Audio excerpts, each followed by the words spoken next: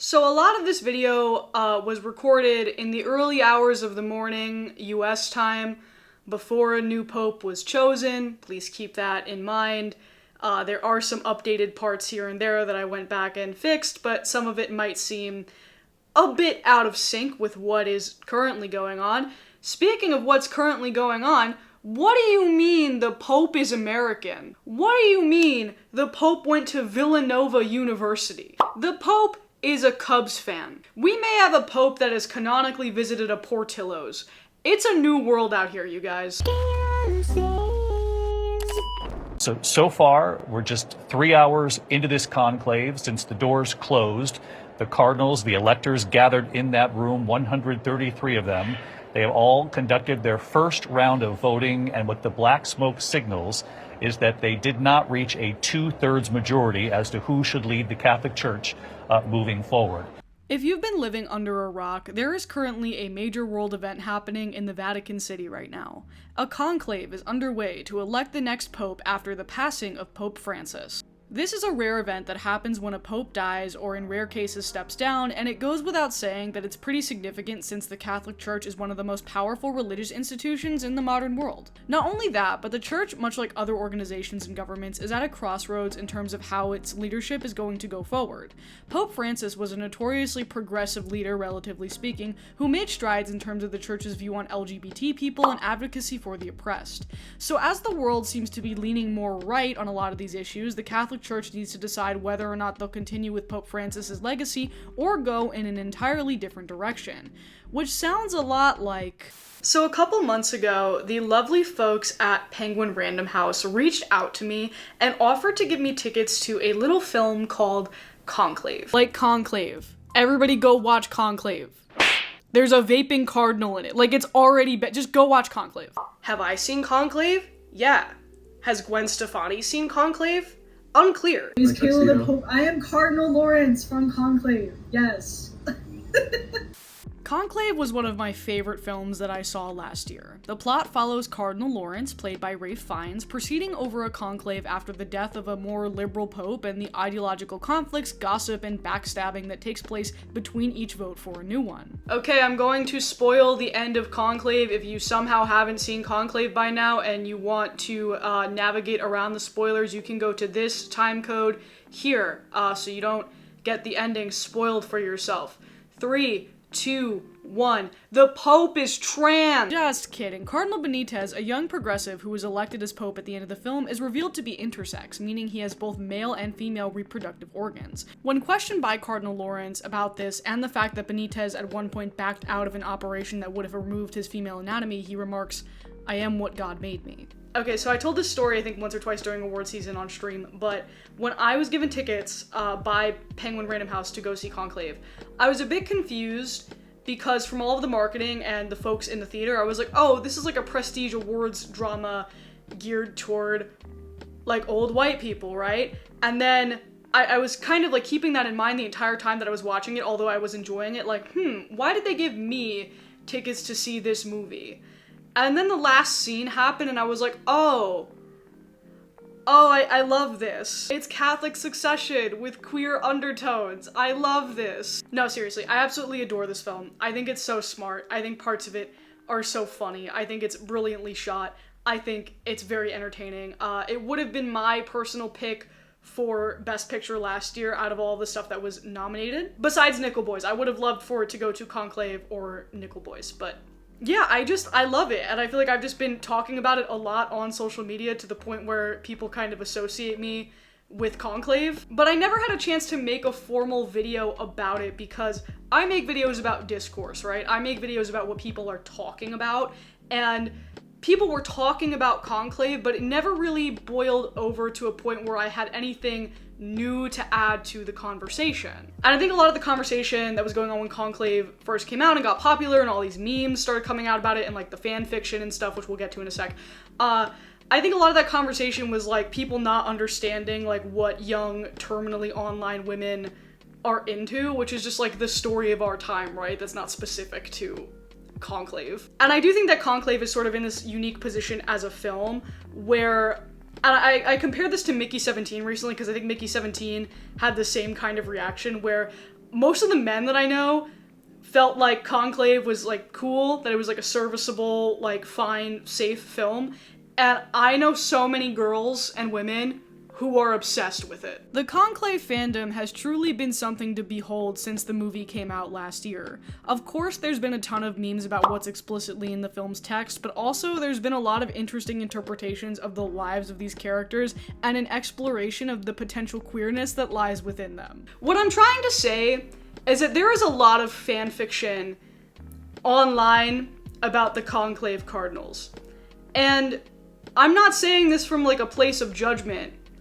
How very Catholic of me. I think that this is good. I think that this rules. I think that this is a good thing, actually. I feel like this side of the Conclave fandom stayed relatively niche and then spilled out more into normie parts of the internet where people were like, it's interesting that these groups of young women online are yassifying the Cardinals and writing scenarios in which they vape and play with turtles and have gay sex with each other. But what's interesting now is that this level of memification is actually impacting the real-life Conclave. It's Amanda. I am the official Pope Crave boots on the ground Vatican correspondent. We are here, you can see, and we're about T-minus 40 minutes from the smoke coming out at noon. The divas, they're sequestered. May the best diva win. Our lovely Pope Cravers have graciously volunteered their time and their brains to be there until we get a new Pope. And they've been sending us lovely content that I have then been memeing on the Twitter account. So it's a whole collaboration meme factory pipeline that we got going on, but they're all from the heart. Pope Crave, a parody of Pop Crave that got popular during award season for Conclave-related memes, is doing live, assumingly credentialed coverage of this event from the Vatican. In fact, they are so committed to this bit that they are actively fact-checking real news outlets like Politico on their pontiff-related coverage. And it seems like they're beating other places to the punch, too. So when the white smoke signaled the election of the new Pope earlier today, many people learned about this from Pope Crave. In fact, they may have been faster to report it out than a lot of rival established media outlets, which is crazy.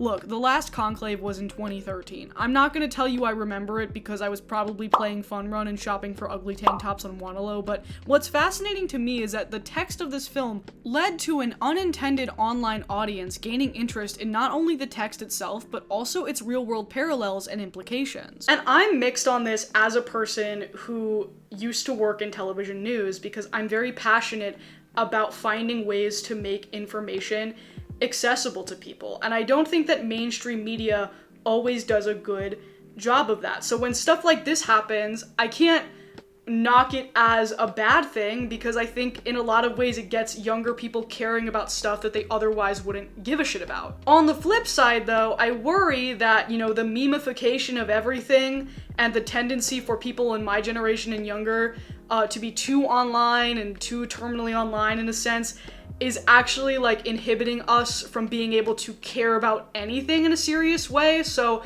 I'm going to discuss both sides of that coin now. Good evening and thank you for joining us on this historic Thursday night.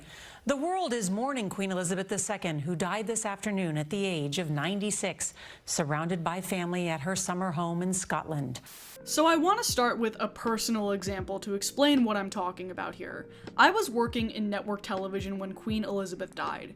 It was weird as shit because not only did we have to spend half the morning waiting for confirmation from overseas before coverage could really begin, but I remember being so struck by the rigid formality of it all.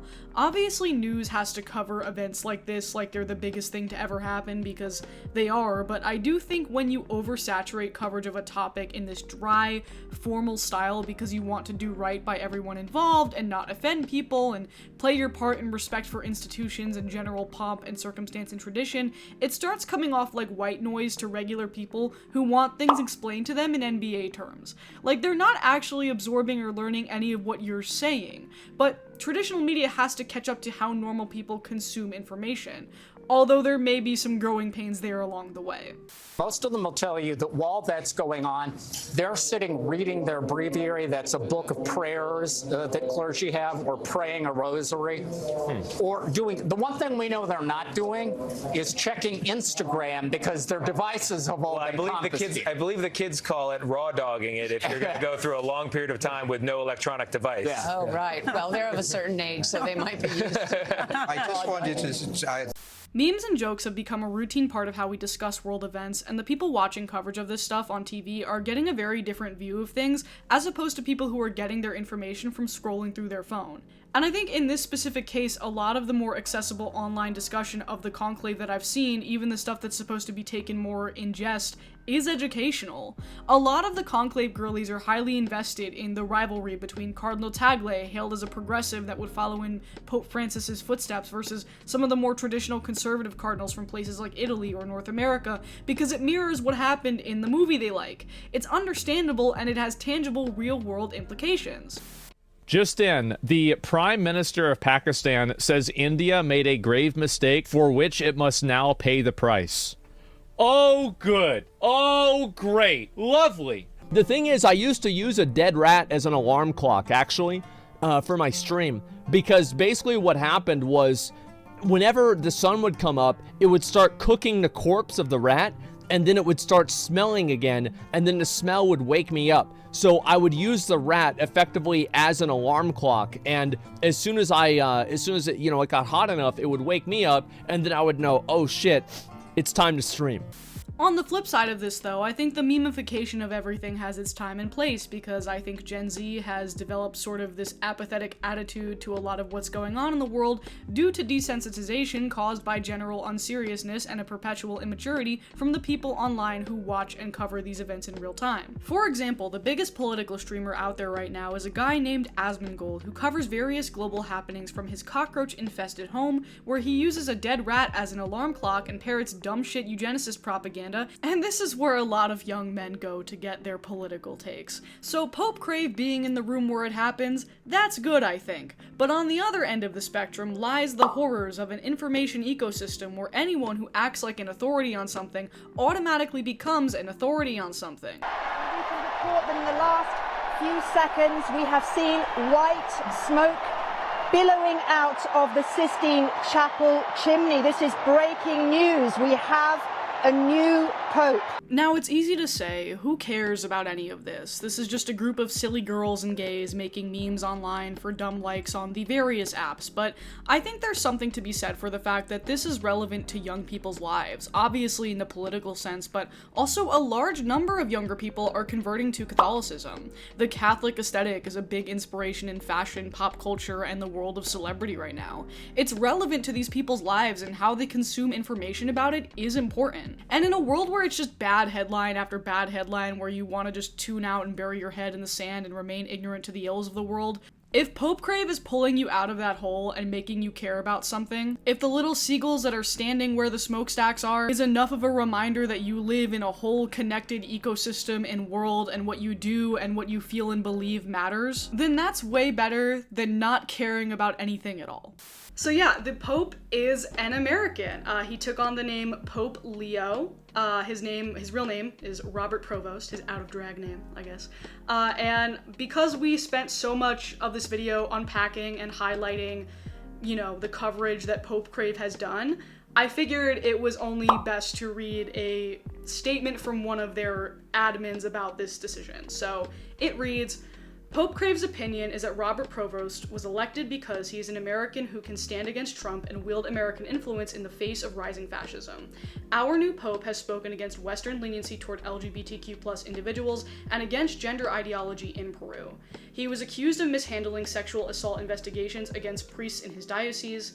As a lesbian Catholic, I am disappointed, but am here to remind all LGBTQ+ Catholics, you are loved and you belong here. While the Pope is the head of the Church, nothing our Pope says can override the compassion, love, mercy shared with us by our Lord Christ. Peace be with you. Noelia Caballero, Pope Crave, co-admin. They also just issued a correction to that statement saying, slight correction, we have now heard that the allegations of mishandling assault cases appear to be false. Thank you to the Peruvians who have brought this to our attention. So I guess if anything, that statement illustrates a lot of my takeaway here, which is, you know, find joy and levity in these hardcore moments and unprecedented times happening in the world right now, and consume information in a way that is accessible to you and makes you feel sane and like you're in community with other people. But also, you know, have some level of groundedness. Understand that you are witnessing unprecedented times and think about what that means for you. And I think the Pope Crave gals definitely delivered on that. So hats off to you, Pope Crave. Thank you guys so much for watching. Check out this video if you haven't seen it already. I think it's good and that you'll like it. See you guys next time.